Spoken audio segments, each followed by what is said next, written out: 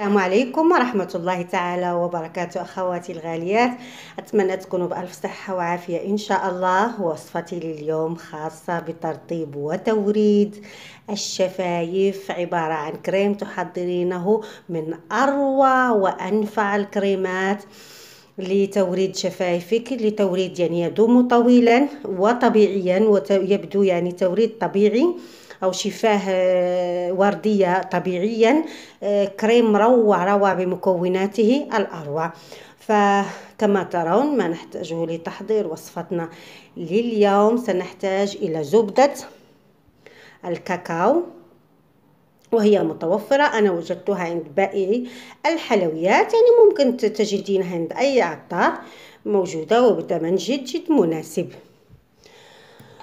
كذلك لو ما عندك زبدة الكاكاو غير متوفرة، ممكن تستعملين بدلها الفازلين كذلك من أروع المرطبات للشفاه. فلتحضير كريمنا لليوم الرائع سأحتاج منه إلى ملعقة. سنستعمل هنا في هذه الخلطة الفازلين، ملعقة من الفازلين. بالنسبة لخلطتي لليوم هذه خاصة لترطيب وتوريد الشفاه، كذلك عندي كذلك لمن تحب شفاه يعني ممتلئة طبيعيا، سأقدم لها وصفة سهلة وبسيطة تعطي نتائج روعة. هنا ملعقة من الفازلين، سأضيف عليها ملعقة من زيت جوز الهند، كذلك من أقوى المرطبات زيت جوز الهند، حبذا لو كان الأصلي.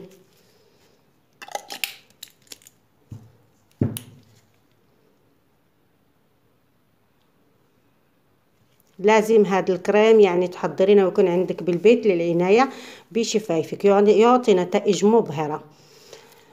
وسنحتاج إلى هذا المكون السحري الرائع جدا، وهو ملون الغذائي. الملون الغذائي لونه جميل جدا وقوي، يعني لو ما عندك دم الغزال فعوضيه بهذه بودرة الملون الغذائي الذي نستعمله في الحلويات. سأستعمل منه القليل فقط، وأنت على حسب درجة اللون الذي تحبينه لشفايفك، يعني يكون خفيف أو يكون قوي.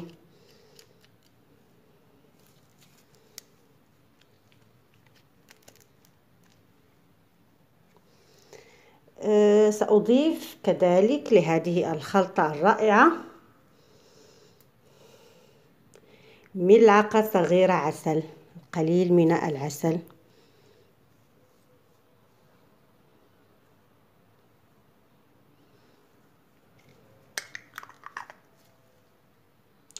ولازم أننا نضعها أو تضعينها في حمام مائي أو حمام مريم لتتجانس جميع هذه المكونات مع بعض.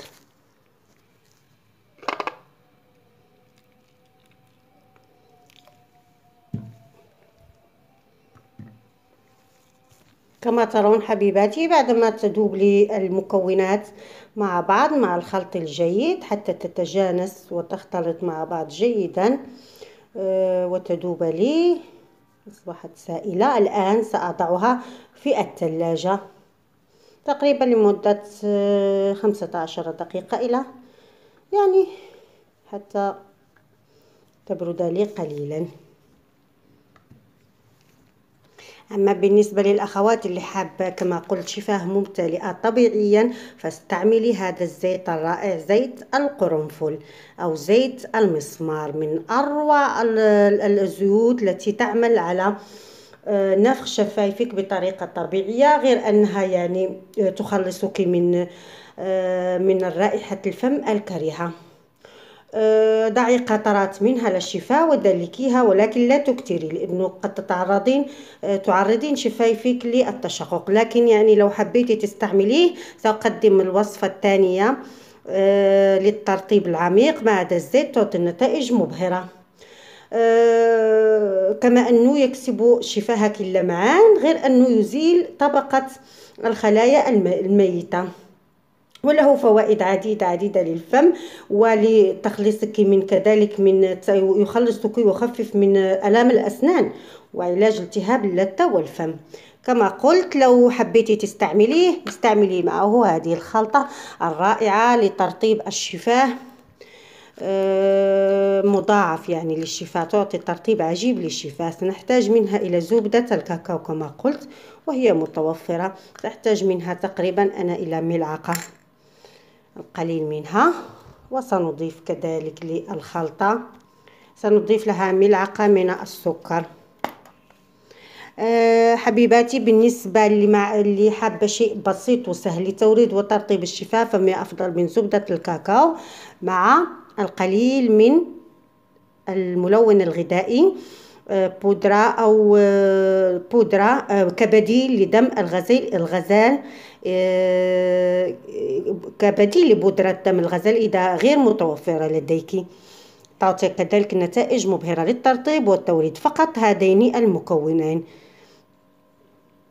سأضيف ملعقة سكر،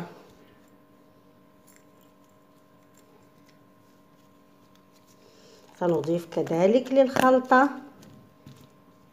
العسل، ملعقة من العسل.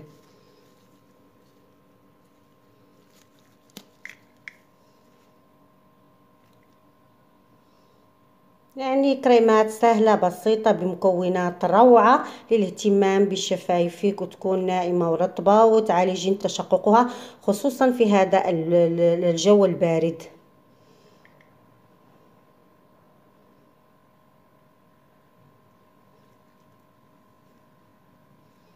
ملعقة من العسل وسنضيف ملعقة من زيت جوز الهند.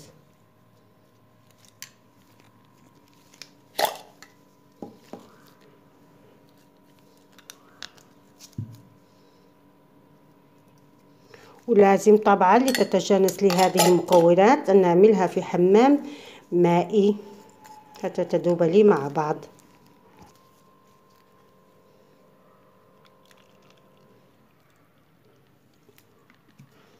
طبعا سأتركها لدقائق حتى تذوب لي هذه المكونات مع بعض وتتجانس. بالنسبة اللي حابة يعني ما عندها زيت القرنفل لنفخ الشفايف ممكن تعوضها بالقرفة، بالقليل من القرفة وزيت جوز الهند، وأنا عاملة عليها فيديو خاص يعني وأعطتني نتائج مبهرة لنفخ الشفايف فقط بهذين المكونات. يعني تحضرين كريم روعة بالقرفة وزيت جوز الهند لنفخ الشفايف، نتائجها يعني حقيقة مبهرة وأنا جربتها يعني. فطبعا سأتركها حتى تذوب لي مع بعض. واحتفظي كما ترون حبيباتي بعدما ذابت لي المكونات مع بعض جيدا احتفظي بها في علبة واتركيها حتى تبرد تماما. ضعيها في الثلاجة لدقائق، تضعها في الثلاجة. هذه حبيباتي الكريمات اللي حضرنا، هذا هو شكله.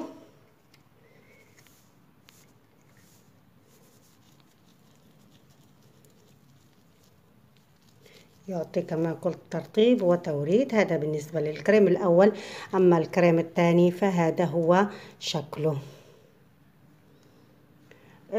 طبعا قومي بتطبيق، اختاري اللي حبيتي يعني وحضريه، وقومي بتطبيق القليل، خذي القليل منه طبقيه على شفايفك كل ليلة وداومي عليه، راح تلاحظين النعومة الفائقة لشفايفك والترطيب المضاعف.